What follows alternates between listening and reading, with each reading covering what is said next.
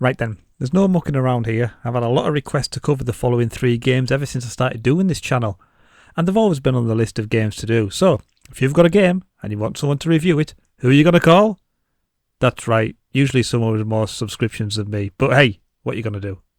Today's reviews are part of a fandom that goes back into the mid-80s. Based on some of the most popular and successful films and the cartoon, here is New Game's review of Ghostbusters, Ghostbusters 2 and the Real Ghostbusters.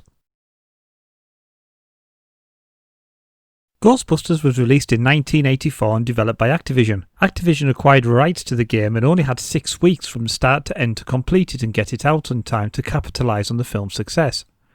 They used the basis of an incomplete title called Car Wars, and this was used as a blueprint for the game.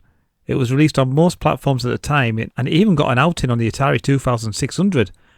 The game we're going to be looking at today is from the CPC version.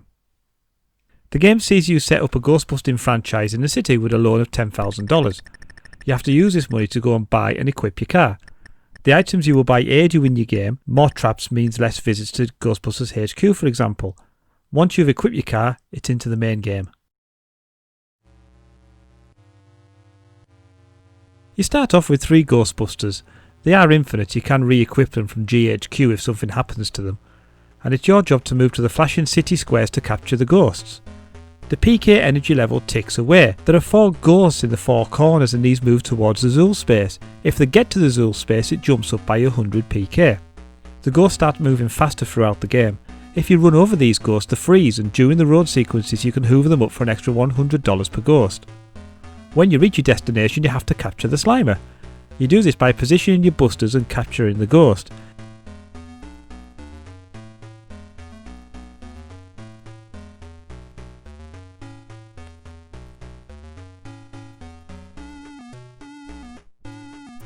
If you don't, you could get slimed and lose a player. But remember, don't cross the streams, because if you do, you lose all the power in your packs and it's back to GHQ to recharge them.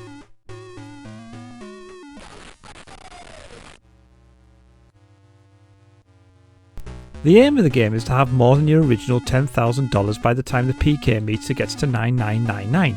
At this point, the Keymaster and the Gatekeeper head to the Zool Square. Here you will attempt to get past the Stay Puft Marshmallow Man and win the game. As you can see here, I wasn't very good at it.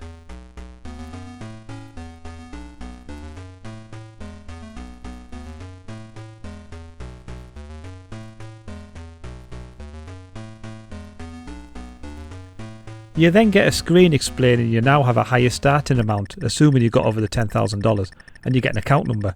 This is used to buy the more expensive items at the beginning of your next game. The game starts off slow with not many things flashing, but soon picks up speed. The theme tune plays happily in the background, and one of the nice little touches is a little karaoke introduction screen.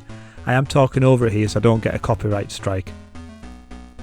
It's a fantastic game, and given it was released in 1984 and its amazing little title, if you haven't played this game, go and check it out.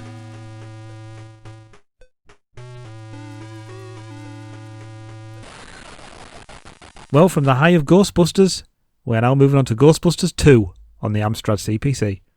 From the sublime to the ridiculous, this game was released in 1989 and follows the plot of the film using stills to explain what's going on. There is only 3 levels, the first being a descent into the subway. You control Ray, and you are being lowered into the tunnel and you have to collect slime. You swing backwards and forwards, blasting ghosts and avoiding objects. You lose a life when either your courage meter goes too high or your rope gets snapped by ghosts. It is very tricky to control Ray and it's hard to keep him calm. It's even harder to make sure your rope doesn't snap. So well done for getting past this level, but well, if you do, it's on to level 2 where you control the Statue of Liberty.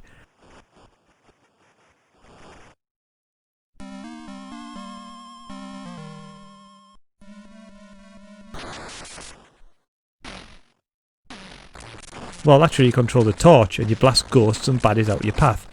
You also control the guys at the bottom whose job it is to collect slime and keep the statue going. Again, the difficulty level is ramped up here and it takes some getting used to. The torch moves really quick and you can't help but bash into things you're trying to fire at.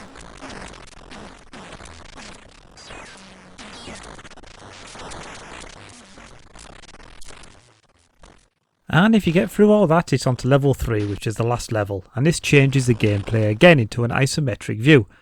The first task is to get off the ropes, and this is easier said than done. If you move ever so slightly too fast, your Ghostbusters die. Once you're down there, you use your remaining Ghostbusters to defeat Vigo and save Oscar. This game is a massive letdown. After the success of the first outing, fans expected more. Ghostbusters 2 gave us sloppy controls, confusing gameplay, and only 3 levels. The game was released on all of the 8-bit systems. The Atari ST and the Amiga also had a version. The DOS system was a different game with extra levels, but it's still not worth the investment. One thing of note in this is the Spectrum and Amstrad versions were coded by the Oliver twins of Codemasters fame, but it's not one to keep on their CVs though. It looks good, but it plays rubbish. And the last game in this roundup is The Real Ghostbusters on the Commodore 64. Again, like the other two, this was released onto various computer and arcade systems in 1989, but this time was developed by Data East. This game is based on the cartoon of the same name. There are 10 levels and the view is of an angled overhead perspective. You control one of the Ghostbusters and you shoot your enemies which turn into ghosts. You then trap the ghost using your proton pack, and it's as simple as that. You can collect various items such as a protective Slimer to help you on your way. Each level's got an end of stage boss which you need to defeat to collect the key to escape to the next level.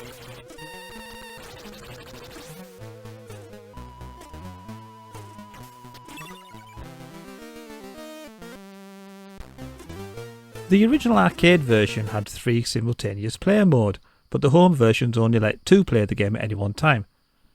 It is actually based on another Data East game called Makayu Hunter G. They changed the sprites and voila! The Real Ghostbusters is released.